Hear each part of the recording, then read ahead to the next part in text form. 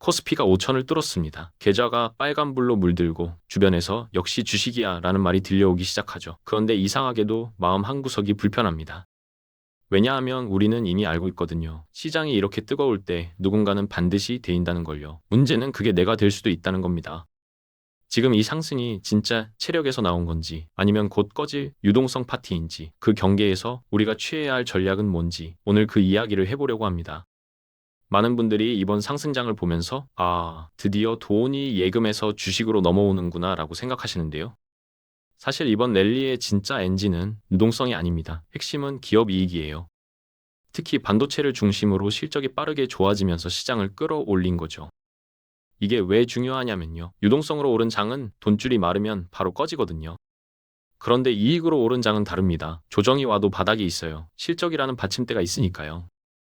물론 그렇다고 해서 올해가 순탄할 거라는 얘긴 아닙니다. 오히려 반대예요.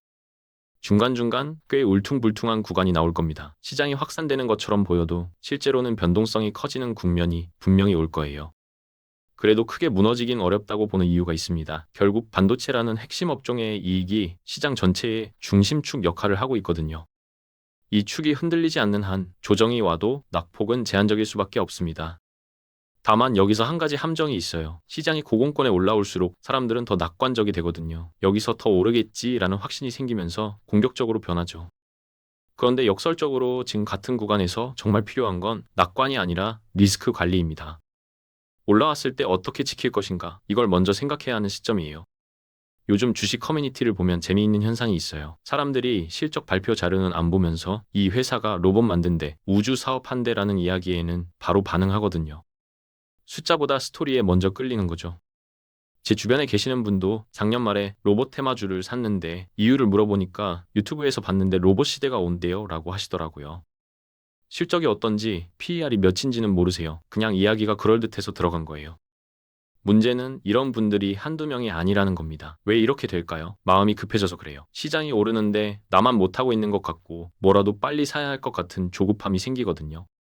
그 순간 복잡한 숫자보다 귀에 꽂히는 스토리가 훨씬 매력적으로 느껴지는 거죠. 그런데 지금처럼 지수가 높은 구간에서는 이게 특히 위험합니다. 내러티브가 앞서는 종목일수록 가격이 더 빨리 과열되거든요. 실적이라는 안전망 없이 기대감만으로 올라간 주가는 이야기가 식는 순간 그대로 무너져요. 그래서 지금 시점에서 포트폴리오를 점검해 보셔야 해요. 내가 가진 종목 중에 숫자로 설명되는 게 얼마나 되는지, 그리고 그냥 이야기가 좋아서 산 게 얼마나 되는지요. 실적이 받쳐주는 핵심은 유지하되 순환매로 돌아가는 테마들은 비중을 줄여서 현금으로 바꾸는 게 현명합니다. 그럼 지금 구간에서 포트폴리오를 어떻게 짜야 할까요? 결론부터 말씀드리면 복잡하게 생각할 필요 없습니다. 핵심 종목은 들고 가고 나머지는 줄여서 현금을 만드세요. 이게 지금 가장 현실적인 설계예요. 핵심 섹터가 뭐냐고요? 중심축은 역시 반도체입니다. 여기에 더해서 증권주처럼 선별 가능한 업종을 보조축으로 가져갈 수 있어요. 중요한 건 업종 전체를 사는 게 아니라 그 업종을 대표하면서 실적이 실제로 좋아지고 있는 기업을 고르는 거예요. 대형주라고 다 같은 게 아니거든요. 반대로 순환매로 돌아가는 종목들은 어떨까요? 솔직히 말씀드리면 이런 종목들은 관리 난이도가 너무 높아요. 살 때도 빠르고 팔 때도 빨라요. 타이밍을 한 번만 놓쳐도 수익이 손실로 바뀌는 구조죠. 트레이딩에 자신 있는 분들이야 괜찮겠지만 대부분의 개인 투자자들에게는 오히려 독이 될 수 있습니다. 여기서 꼭 기억하셔야 할 문장이 있어요. 현금도 투자다라는 말입니다. 많은 분들이 현금을 들고 있으면 손해보는 것 같은 기분이 드신다고 하시는데요. 그건 시장이 오를 때만 그래요. 시장이 흔들릴 때 현금이 있는 사람과 없는 사람의 멘탈은 완전히 다릅니다. 지금 필요한 건 풀베팅이 아닙니다. 구조적으로 흔들림을 흡수할 수 있는 설계예요. 핵심은 단단히 잡고 나머지는 가볍게 만들어서 시장이 어떻게 움직여도 버틸 수 있는 체력을 만드는 겁니다. 그렇다면 현금 비중은 어느 정도가 적당할까요? 사람마다 상황이 다르긴 하지만 보통 20에서 30% 정도를 이야기합니다. 어떤 분들은 이 숫자를 보고 그렇게 많이요? 라고 반응하시더라고요. 시장이 오르는데 30%나 현금으로 묵혀두라니 기회비용이 아깝게 느껴지시는 거죠. 솔직히 말하면 현금은 요즘 투자 세계에서 거의 쓰레기 취급을 받습니다. 인플레이션에 깎이고 이자도 별로 안 붙고 들고 있으면 바보 같은 기분이 들죠. 그런데 이게 착각이에요. 현금은 쓰레기가 아니라 다음 기회를 잡기 위한 씨앗입니다. 변동성이 커지는 구간에서 현금의 진짜 가치가 드러납니다. 단순히 돈이 아니라 심리적 안정을 주는 역할을 하거든요. 생각해보세요. 시장이 갑자기 10% 빠졌을 때 계좌가 전부 주식으로 꽉 차 있는 사람과 현금이 30% 있는 사람의 마음이 같을까요? 전혀 다릅니다. 현금이 있는 사람에게는 선택지가 생겨요. 여기서 분할로 들어가 볼까? 조금 더 기다려 볼까? 이런 판단을 할 수 있는 여유가 생기는 거죠. 반면 풀베팅한 사람은 그냥 버티는 것 외에는 방법이 없어요. 버티다가 멘탈이 흔들리면 바닥에서 던지게 되고요. 그래서 현금은 단순한 대기 자금이 아니라 멘탈 방패라고 생각하시면 됩니다. 시장이 좋을 때는 티가 안 나지만 진짜 필요한 순간에 나를 지켜주는 역할을 하는 거예요. 그렇다면 지금 시장에서 가장 경계해야 할 변수는 뭘까요? 첫 번째는 단연 금리입니다. 주식이라는 게 결국 뭘까요? 복잡하게 생각할 것 없어요. 기업이 앞으로 벌어들일 돈을 지금 가격으로 당겨오는 게임입니다. 미래의 현금을 현재 가치로 환산하는 거죠.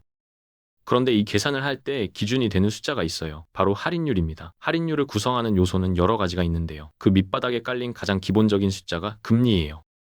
금리가 오르면 할인율도 올라가고 할인율이 올라가면 주식의 현재 가치는 낮아집니다. 수학적으로 그냥 그렇게 되는 거예요. 감정의 문제가 아니라 공식의 문제죠. 금리가 왜 오르는지는 사실 여러 이유가 있을 수 있어요. 경기가 좋아져서 오를 수도 있고 인플레이션 기대가 높아져서 오를 수도 있죠. 그런데 이유가 뭐든 간에 결과적으로 주식시장에는 하인 요인이 생기는 겁니다. 특히 요즘 상황에서 금리 변수가 더 민감해진 이유가 있어요. 각국 정부의 부채가 지나치게 많아졌거든요. 국채를 누가 사주느냐가 중요한 시대가 된 거예요. 만약 주요 매수 세력이 빠지거나 매도 신호가 겹치기 시작하면 장기 금리가 갑자기 튀어오를 수 있습니다. 시장이 무너진다는 얘기가 아니에요. 다만 지금처럼 고점권에 올라와 있을수록 사람들이 현재 밸류를 정당화하기 위해 금리를 더 의식하게 되는 구조라는 겁니다. 금리가 조금만 움직여도 시장 전체가 민감하게 반응할 수 있는 환경이 됐다는 뜻이에요. 금리 이야기를 하면서 빠뜨릴 수 없는 나라가 있어요. 바로 일본입니다. 글로벌 자금 흐름에서 일본은 생각보다 훨씬 중요한 위치에 있거든요. 일본의 정책이나 선거, 재정 방향이 바뀌면 일본 장기금리가 움직이고 그 파장이 전 세계로 번질 수 있습니다. 왜 그럴까요? 일본은 오랫동안 초저금리를 유지해왔어요.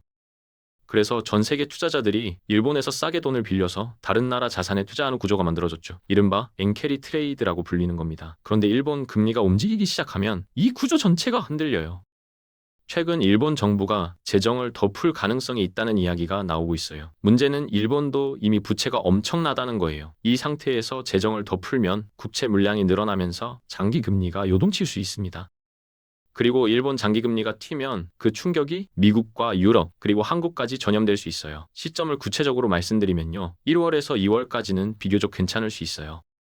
그런데 3월에서 5월 사이에 장기 금리가 발작적으로 흔들릴 가능성을 염두에 두셔야 합니다. 확정된 건 아니에요. 다만 올라온 장에서는 작은 촉발점에도 시장이 민감해진다는 점을 기억하셔야 해요. 그래서 다시 현금 이야기로 돌아오는 겁니다. 현금이 있으면 원치 않던 방향이 나왔을 때 대응할 수 있고 반대로 좋은 기회가 왔을 때 진입도 할 수 있어요. 코스피가 대체 어디까지 갈 수 있을까요? 많은 분들이 궁금해하시는 부분이죠. 결론부터 말씀드리면 장기적으로 6천에서 7천까지도 언젠가는 가능하다고 봅니다. 물론 내일 당장 간다는 얘기가 아니에요. 그런데 불가능한 숫자도 아니라는 거죠. 근거가 뭘까요? 한국을 대표하는 산업이 반도체잖아요. 이 반도체 사이클이 크게 돌아오면 2년에서 3년 정도 강한 상승 구간이 열릴 수 있습니다. 그때 지수가 지금보다 훨씬 높고까지 올라갈 가능성은 충분해요. 여기에 더해서 한국 사회 자체가 변하고 있다는 점도 주목할 필요가 있어요. 우리나라가 점점 선진국화되고 있거든요. 성장률은 둔화되고 밤 상권은 예전보다 조용해졌죠. 젊은 층 인구는 줄어들고 사회 전체가 천천히 늙어가고 있습니다. 선진국의 특징이 뭔지 아세요? 계층 이동이 어려워집니다. 열심히 일해도 부자 되기 힘들고 이미 가진 사람과 못 가진 사람의 격차는 점점 벌어지죠. 정체되는 거예요. 이런 구조에서 사람들은 자연스럽게 방향을 바꾸게 됩니다. 내가 직접 일해서 돈 버는 것보다 돈이 일하게 만드는 쪽으로요. 그래서 주식시장과 금융의 비중이 앞으로 더 커질 수밖에 없어요. 장기 시나리오에서 한국 증시의 상단이 열릴 수 있는 이유가 여기에 있습니다. 다만 중요한 건 그게 장기 얘기라는 거예요. 단기적으로는 변동성이 오히려 커질 겁니다. 그래서 현금과 핵심 종목의 조합이 필요한 거고요. 한국 시장이 선진화된다는 게 투자자 입장에서 무슨 의미일까요? 좋은 것만 있는 게 아니에요. 오히려 투자 난이도가 올라갑니다. 왜냐하면 선진 시장에서는 모든 주식이 같이 움직이는 장이 사라지거든요. 예전을 떠올려 보세요. 2000년대 중반만 해도 한국 주식 시장은 묻지마 투자가 통하던 시절이 있었어요. 나라 전체가 성장하니까 아무 주식이나 사도 어느 정도는 올랐죠. 이머징 마켓의 특징입니다. 나라가 커질 것 같다는 기대가 시장 전체에 넓게 퍼지는 거예요. 그런데 선진 시장은 다릅니다. 국가 경쟁력을 대표하는 기업, 진짜 실력 있는 소수의 기업으로만 돈이 몰려요. 나머지는 소외되고요. 미국 시장을 보세요. SP500이 오른다고 해서 500개 기업이 다 오르는 게 아니잖아요. 매그니피센트 세븐이라 불리는 몇몇 빅테크가 지수를 끌어올리는 거죠. 한국도 이제 그렇게 가고 있어요. 화장품 업종을 예로 들어볼게요. 예전에는 화장품주라고 하면 업종 전체가 같이 움직였어요. 그런데 요즘은 어떤가요? 한두 기업만 다른 행보를 보이고 나머지는 따라가지 못하는 흐름이 뚜렷해졌습니다. 증권주도 마찬가지예요. 그래서 확산 장세를 기대하시는 분들께는 솔직히 말씀드려야 할 것 같아요. 순환매가 잠깐 돌 수는 있어요. 이 테마 저 테마 번갈아 가면서 뜨는 구간이 오겠죠. 그런데 그걸 장기적으로 끌고 가기에는 힘이 너무 약합니다. 결국 대표 기업을 골라야 성과가 나는 시대가 됐어요. 대표 기업을 고른다고 했는데 그럼 어떤 기업이 재평가를 받을 수 있을까요? 여기서 주목해야 할 키워드가 있어요. 바로 거버넌스, 쉽게 말해서 지배구조입니다. 최근 자사주 소각 의무화 같은 제도 변화 이야기 들어보셨죠? 이게 단순한 정책 뉴스가 아니에요. 밸류에이션에 직접적인 영향을 주는 요인입니다. 왜 그럴까요? 과거에 한국 기업들이 자사주를 어떻게 썼는지 생각해 보세요. 주주 환원? 아니요. 경영권 방어 수단으로 쌓아두는 경우가 많았어요. 오너 일가가 지분을 늘리지 않고도 경영권을 지키는 도구로 활용한 거죠. 그런데 제도가 바뀌면 이야기가 달라집니다. 자사주를 쌓아두기만 하는 게 어려워지면 기업들은 소각을 하든 배당을 늘리든 주주에게 돌려줄 수밖에 없어요. 이게 시장에서는 기대 요인이 되는 거죠. 특히 지주사 구조나 순환 출자 문제가 남아있는 기업들은 주목할 필요가 있어요. 지배구조 재편이 일어나는 과정에서 핵심적인 변곡점이 될 수 있거든요. 여기서 균형 잡힌 시각이 필요합니다. 앞에서 숫자가 중요하다고 강조했지만 솔직히 숫자만으로는 부족할 때도 있어요. 거버넌스 개선 같은 내러티브가 붙으면 주가가 증폭되는 경우가 분명히 있습니다. 다만 선을 그어야 할 지점이 있어요. 로봇이나 우주 같은 테마는 이야기는 멋지지만 한국 기업들의 실제 경쟁력과 맞지 않으면 그냥 이야기로 끝납니다. 좋은 스토리가 좋은 투자가 되는 건 아니에요. 시장을 분위기로만 해석하는 사람이 늘어날수록 위험해집니다. 이제 반도체 이야기를 좀 더 깊이 해볼게요. 지금 반도체의 호황의 본질이 뭘까요? 한마디로 가격 결정력입니다. 공급이 빡빡해지면 기업이 원하는 가격을 부를 수 있어요. 마진을 크게 남길 수 있는 구조가 만들어지는 거죠. 코로나 때 마스크 대란 기억나시죠? 약국 앞에 줄 서고 가격이 몇 배로 뛰었잖아요. 지금 반도체 시장에도 비슷한 현상이 일어나고 있어요. 가수요라고 부르는 건데 공포 기반의 성구매가 겹치면서 가격과 실적을 밀어올리고 있습니다. 그런데 가수요는 동전의 양면이에요. 지금은 좋지만 언젠가 프로젝트가 지연되거나 투자가 둔화되면 가수요가 확 줄어들 수 있거든요. 그 순간 기울기가 꺾입니다. AI 투자가 쉽게 멈추지 않을 거라는 건 맞아요. 이게 단순한 기업 투자가 아니라 국가 경쟁력, 패권의 문제가 됐으니까요. 그런데 구조적 한계도 분명히 있습니다. 데이터 센터 투자를 위해 기업들 부채가 늘고 있고 조달 금리도 높아졌거든요. 그래서 지금 시점에서 전략을 말씀드리면요. 신규로 들어가시려는 분들은 솔직히 공격하기 애매한 구간이에요. 이미 보유하고 계신 분들은 핵심을 끝까지 들고 가시되 비중 조절과 현금 확보를 병행하셔야 합니다.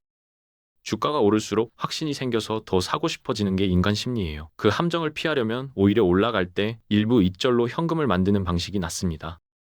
1분기를 특히 주목하세요. 기대 이익의 기울기가 꺾일 수 있는 지점이 올 수 있거든요. 정리해 볼게요. 코스피 5000 시대가 열렸습니다. 하지만 고점권일수록 중요한 건 공격이 아니라 관리예요. 지금 시장의 진짜 위험은 지수가 높다는 게 아닙니다. 실체가 약한 기업들까지 함께 펌핑된 상태라는 거예요. 그런 비중은 줄이고 숫자가 받쳐주는 핵심으로 무게중심을 옮기셔야 합니다. 결국 전략은 단순해요. 핵심은 들고 주변은 줄이고 현금으로 변동성을 견딘다. 그래야 조정이 와도 버틸 수 있고 기회가 와도 잡을 수 있습니다.